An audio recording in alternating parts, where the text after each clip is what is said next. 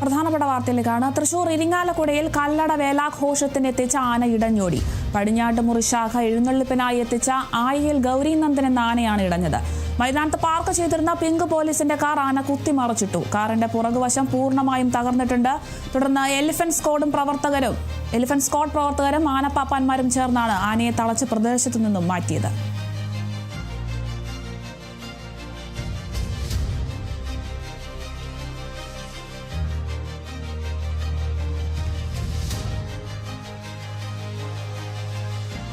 വീണ്ടും ഒരു പ്രധാനപ്പെട്ട വാർത്തയിലേക്കാണ്. തൃശൂർ ഗവൺമെന്റ് ലോ കോളേജിൽ KSU-SFI സംഘർഷം. KSU union president Boban, Deepak എന്നിവർക്ക് പരിക്കേറ്റു. കഴിഞ്ഞ ആഴ്ച മുഖ്യമന്ത്രി പിണറായി വിജയനെതിരെ KSU ക്വിസ് മത്സരം സംഘടിപ്പിച്ചിരുന്നു. ഇത് KSU-SFI സംഘർഷത്തിൽ കലാശിച്ചിരുന്നു. 7 KSU പ്രവർത്തകർക്കെതിരെയും 10 SFI പ്രവർത്തകർക്കെതിരെയും പോലീസ് കേസെടുക്കുകയും ചെയ്തു. സംഘർഷത്തിൽ KSU യൂണിയൻ പ്രസിഡന്റ് ബോബന്റെ മൂക്കിന്റെ പാലം തകർന്നിരുന്നു. ജാമ്യം ലഭിച്ചതിനു ശേഷം KSU പ്രവർത്തകർ കോളേജിലെത്തിയപ്പോഴാണ് വീണ്ടും SFI KSU സംഘർഷം ഉടലെടുത്തത്. സംഘർഷത്തെ തുടർന്ന് ടൗൺ വെസ്റ്റ് പോലീസ് സ്ഥലത്തെത്തിയാണ് സ്ഥിതിഗതികൾ നിയന്ത്രണ വിധേയമാക്കിയത്.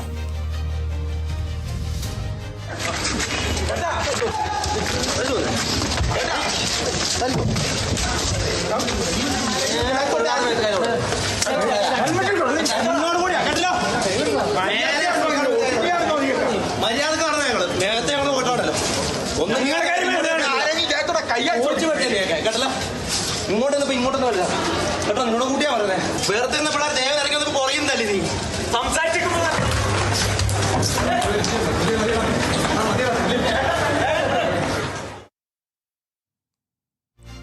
വിവരങ്ങളുമായി അനീഷ് ആന്റണി ചേരുന്നുണ്ട്. അനീഷ്, ഇപ്പോൾ ഗവൺമെന്റ് ലോ കോളേജിലാണ് KSU-SFI സംഘർഷം ഉണ്ടായിരിക്കുന്നത്. കൂടുതൽ വിവരങ്ങൾ എങ്ങനെയാണ്? അരുണിമ, കഴിഞ്ഞ ആഴ്ച ഇതേ കോളേജിൽ KSU-SFI സംഘർഷം ഉണ്ടായിരുന്നു. അതിന്റെ തുടർച്ചയായിട്ടാണ് ഇപ്പോഴും സംഘർഷം ഉണ്ടായത്. കഴിഞ്ഞ ആഴ്ച സംഘർഷം ഉണ്ടാകാനുള്ള കാരണം മുഖ്യമന്ത്രി പിണറായി വിജയനെതിരെ ക്വിസ് മത്സരം KSU സംഘടിപ്പിച്ചിരുന്നു. ഇതിന്റെ ഭാഗമായിട്ടാണ് KSU-SFIയും തമ്മിൽ കഴിഞ്ഞ ആഴ്ച സംഘർഷമുണ്ടായത്. സംഘർഷത്തിൽ ഇന്ന് ആ സംഘർഷത്തിൽ ഉൾപ്പെട്ട ബോബൻ അന്നും ഉൾപ്പെട്ടിരുന്നു. ബോബന്റെ മൂക്കിന്റെ പാലം തകരുന്ന ഒരു സാഹചര്യം ഉണ്ടായി. മാത്രമല്ല, ഈ അന്നത്തെ സംഭവത്തിൽ Thrissur town west police KSU-SFI പ്രവർത്തകർക്കെതിരെ കേസെടുത്തിരുന്നത്. 7 KSU പ്രവർത്തകർക്കെതിരെയും അതുപോലെ തന്നെ 10 SFI പ്രവർത്തകർക്കെതിരെയും കേസെടുത്തു. ഈ കേസ് പിന്നീട് ഇതിൽ ജാമ്യമൊക്കെ ലഭിച്ച് ഇന്ന് ഉച്ചയോടെ ഈ ബോബനും അതുപോലെ തന്നെ ദീപക്, KSUവിന്റെ യൂണിറ്റ് പ്രസിഡന്റാണ് ബോബൻ, അതുപോലെ തന്നെ KSU പ്രവർത്തകനായ ദീപക്, ഇവർ കോളേജിലേക്ക് എത്തിയപ്പോഴാണ് കഴിഞ്ഞ ആഴ്ച ഉണ്ടായ സംഘർഷത്തിന്റെ തുടർച്ചയെന്നോണം ഇന്ന് വീണ്ടും സംഘർഷം ഉണ്ടായ ദൃശ്യങ്ങളിൽ കാണാം. 2 പേരെ സംഘം ചേർന്ന് ക്രൂരമായി മർദ്ദിക്കുന്നു. ആദ്യം ഒരാളെ മർദ്ദിക്കുന്നു. ആ മർദ്ദനമേൽക്കുന്ന ആളാണ് ദീപക്. ആ ദീപകിനെയാണ് ആദ്യം ഒരുപാട് പേർ ചേർന്ന് മർദ്ദിക്കുന്നത്. പിന്നീട് മറ്റൊരു ദൃശ്യത്തിൽ ബോബനാണ് മർദ്ദനമേൽക്കുന്നത്. ഈ KSUവിന്റെ ആരോപണം, ഈ മർദ്ദിച്ചത് SFI പ്രവർത്തകരാണെന്നുള്ള ആരോപണമാണ് KSU ഉന്നയിക്കുന്നത്. എന്തായാലും വലിയൊരു സംഘർഷമാണ്. 2 പേരെ ഒരുപാട് പേർ ചേർന്ന് ക്രൂരമായി മർദ്ദിക്കുന്ന ദൃശ്യങ്ങളാണ്.